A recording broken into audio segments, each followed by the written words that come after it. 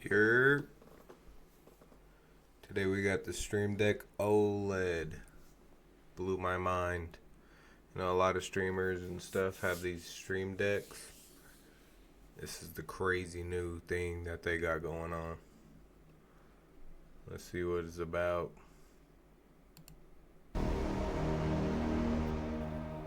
The Steamdeck OLED is maybe the coolest PC gaming thing that I had yet to try, and Play I'm PC really glad games I on picked there? one up. This is Cyberpunk running completely maxed out on my 4090 PC back at home, but it's being streamed here to the Steam Deck, and I'm blown away by how well this works. I've been using the Steam What Deck for the about a hell? week now, and man, I've got some thoughts.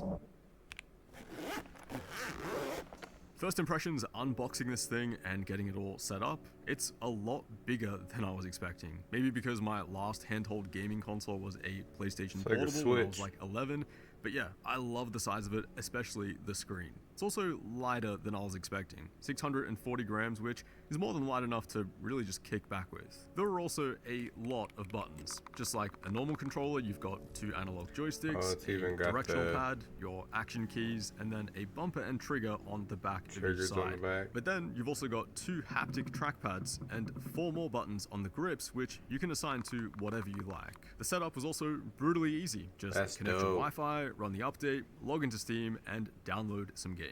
The first thing I noticed powering this thing on was the screen.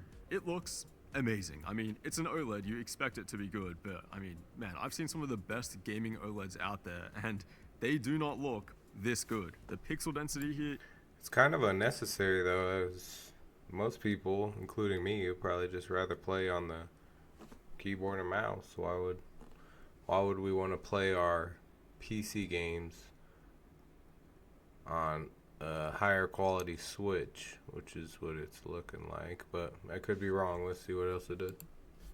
it is extremely high, and this thing gets insanely bright. I've yet to use it at max brightness. At the same time, it's your premium OLED experience. The colors look absolutely phenomenal, so vibrant, so punchy. The contrast is perfect, get those true inky blacks for those dark games, and it also has a 90 Hz refresh rate as well.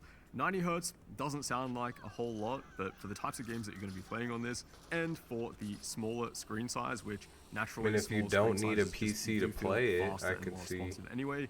90 people Hz, at swapping least for from me, the Switch is to perfectly that. fine. SteamOS, by the way, is amazing. It's so brutally simple, so doing minimal what and easy everyone's to been asking use. the Switch It to is do. so frictionless to get up and running and start Elden playing Ring games. on The sleep there? and waking is so fast on this thing. It feels a lot like a console in that regard, but not dumbed down like a console. I mean, if you want to start tinkering with stuff as well, with a few clicks, you can start capping the refresh rate, manually locking the GPU clock, adjusting the TDP of the chip as well. I've seen people go really deep as well with custom BIOSes for undervolting and overclocking and stuff like that. I've yet to tinker with any of that stuff, but it is possible to do that stuff as well.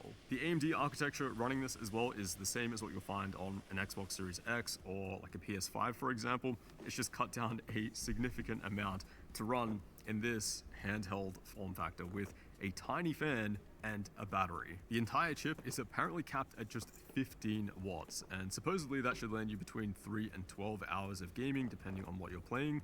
So let's find out. If there's something I want to make really clear about the Steam Deck OLED, it's that this is not a powerful gaming device by any means, at least by itself. The games that you're going to be loading up on this thing need to be really well optimized, or they need to be like 2D indie games. So games like Doom Eternal, for example, which is extremely well optimized, that game runs really nicely on the Steam Deck OLED. With minimal settings, I can fully saturate that 90 Hz screen and get a super smooth experience. And then there's games like No Man's Sky, 55, 60 FPS there, again with really minimal settings.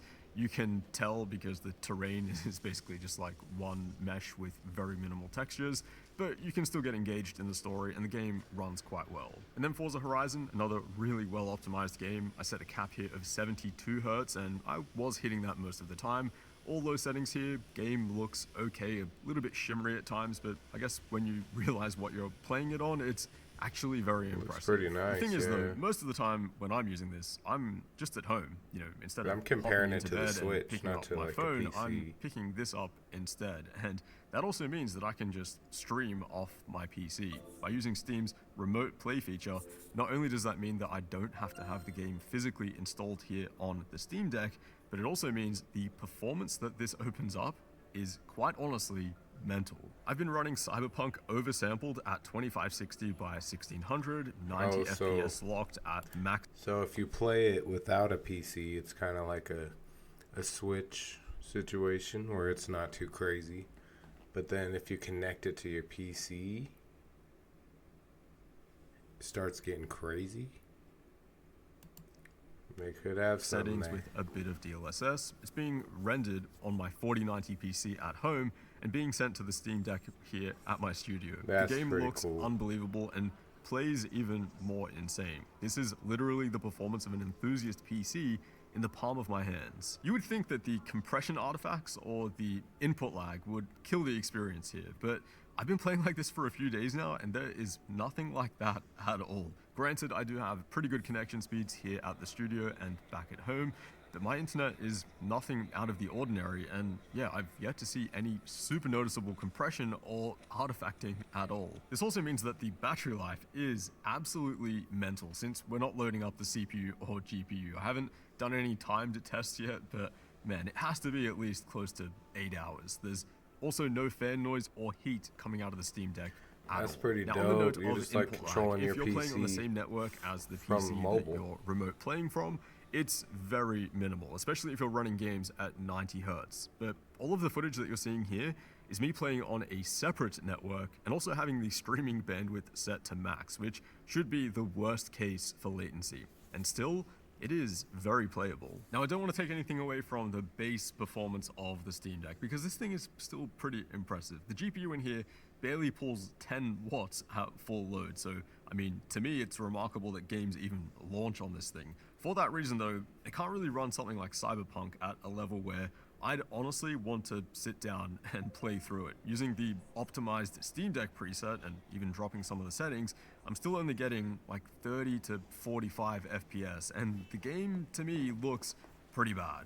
This kind of experience, it's enough to give me like motion sickness and fatigue after just a few minutes. Now, of course, when I first got the Steam Deck, I ran everything natively, and the performance in most games is not great, but you kind of put up with it because the novelty and enjoyment of playing on the Steam Deck, it just easily makes up for it. But then I tried the remote play, and it completely blew my mind. One game which I was really looking forward to running on the Steam Deck was Dragon Ball Sparking Zero. Fun little fighting game which can get a bit sweaty if you're queuing ranked, but I still really enjoy it. Like many fighting games, it runs at 60 frames per second locked, and if you dip below that, the game will literally lag and the combat will slow down. It can get very messy. And that's basically the experience on the Steam Deck. I've tried lowering the render resolution as well, but I'm still mostly floating around 45, 50 FPS. The game logic actually runs noticeably slower at this frame rate, and any form of online just doesn't seem to work. Streaming this game from my PC though, I mean, it's flawless. I can run completely maxed out at 60 FPS locked, no frame dips, That's full so visual sick, effects, actually. and the input lag feels fine. The timing for counters and blocks in this game has to be pretty tight. Again, you'd think streaming it would make it unplayable, but it actually felt pretty close to my normal online latency. This also makes the Steam Deck extremely future-proof because honestly, remote play is how I plan to use it. Tapping into my overkill Yeah, PC you in got another to. room, loading up max graphics, oversampled resolution, 90 Hz, and when that thing You gets can just upgraded, play it in the so bed, does this. just laying And it's down. funny, I didn't even plan on using this feature when I bought the Steam Deck. None of the big reviews even mentioned it. It's like it's so irrelevant, it doesn't even matter. At the very least, I expected there to be problems with it, but that hasn't been my experience at all. And I do get the argument, you know, like if you're at home playing on the Steam Deck, why don't you just go in the other room to where the PC is and play at that setup? There are actually a lot of reasons. Some games are just more comfortable on a Steam Deck. It's a little bit more social as well. You don't have to be locked in your room all the time. At the very least, maybe you just want a break from the desk that you've been sitting at, perhaps working all day, me for example, or maybe it's just really late at the end of the day. You want to hang out in bed and play some games, but Yeah, with the that's my power point. of your PC. So yeah, I've been having a lot of fun with this thing lately. It feels like the ultimate extension or add-on for my PC. That's actually sick. It's not something I would buy unless I just had money to throw around like that. But that's crazy. Great video from Optimum.